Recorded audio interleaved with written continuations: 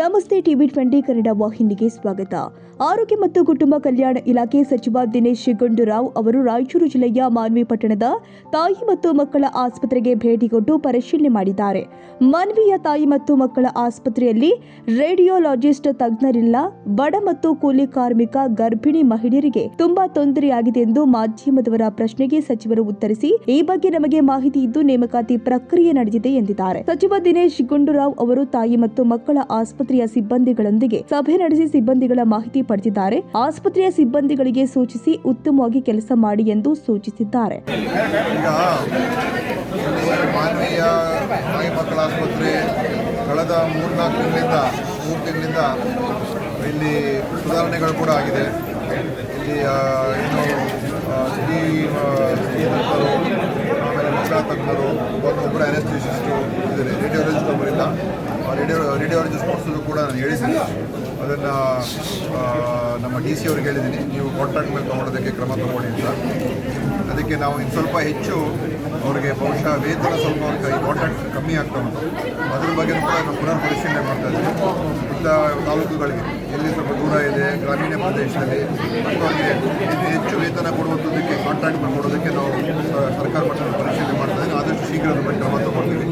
ಮತ್ತು ಏನು casualty medical officers ಇದ್ದಾರೆ, ತುರ್ತು ಚಿಕಿತ್ಸೆ ನೀಡೋ ಅದೇ ಡಾಕ್ಟರ್ಗಳು, ಅದೆಲ್ಲ ವೇಕೆನ್ಸಿ ಇದೆ.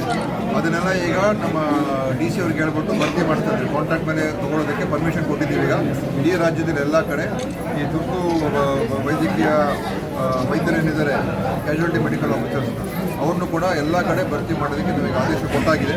ಅವ್ರು ಬಂದರೆ ಆಗೇನಾಗ್ತದೆ, ತಾಲೂಕು ಆಸ್ಪತ್ರೆಗಳಲ್ಲಿ ಭಾಳಷ್ಟು ಅನುಕೂಲ ಆಗ್ತದೆ. ಸಮುದಾಯ ಆರೋಗ್ಯ ಕೇಂದ್ರ, ತಾಲೂಕು ಆಸ್ಪತ್ರೆ, ಜಿಲ್ಲಾ ಆಸ್ಪತ್ರೆಗಳಲ್ಲಿ ಅವಾಗ ಈ ತಜ್ಞ ವೈದ್ಯರಿಗೆ ಕೆಲಸ ಮಾಡೋದು ಒತ್ತಡ ಕಮ್ಮಿ ಆಗ್ತದೆ. ಸೊ ಇಲ್ಲಿ ಹೆರಿಗೆಗಳು ಹೆಚ್ಚಾಗ್ತಾ ಉಂಟು. ಈಗ 100 ಮೇಲೆ ಆಗ್ತಾ ಇದೆ. ಮತ್ತು ಈಗ ಸಿಸೇರಿಯನ್ ಹೆರಿಗೆಗಳು ಕೂಡ ಈಗ ಇಲ್ಲಿ ಮಾನ್ವಿ ಆಸ್ಪತ್ರೆಯಲ್ಲಿ ಕಳೆದ 3 ತಿಂಗಳಿಂದ ಪ್ರತಿ ತಿಂಗಳು 15-20 ಮಾಡ್ತಾ ಇದೆ. ಸರ್, ಏನಂತಂದರೆ ರೇಡಿಯೋಲಜಿಸ್ಟ್ ಇಲ್ಲದ ಕಾರಣಕ್ಕಾಗಿ ಸಾಮಾಜಿಕ ಮತ್ತು ನಿರ್ಗತಿಕ ಕೂಲಿ ಕಾರ್ಮಿಕರು ಒಂದು ರೀತಿ ದೊಡ್ಡ ತೊಂದರೆ ಆಗಿದೆ. ಯಾಕಂದ್ರೆ ಶ್ರೀಮಂತರು ಖಾಸಗಿ ಆಸ್ಪತ್ರೆಗೆ ಅವಲಂಬನೆ ಆಗ್ತದೆ. ನೋಡಿ, ಈಗಾಗಲೇ ಹೇಳಿದ್ರಲ್ಲ, ರೇಡಿಯೋಲಜಿಸ್ಟ್ ತಗೊಳ್ಳೋದಕ್ಕೆ ನಾವು ಹೇಳಿದ್ದೀವಿ. ಕಾಂಟ್ರಾಕ್ಟ್ನ ತಗೊಳ್ಳೋಕೆ ಕರೆದಿದ್ದಾರೆ, ಬಂದಿಲ್ಲ ಇಲ್ಲಿಗೆ. ಯಾಕಂದರೆ ಸ್ವಲ್ಪ ದೂರ ಇರೋದು ತಾಲೂಕು ಅಂತ ಹೇಳಿ, ಅಂದರೆ ಗ್ರಾಮೀಣ ಪ್ರದೇಶ ಅಂತ ಹೇಳಿ ಬರ್ತಾ ಇಲ್ಲ.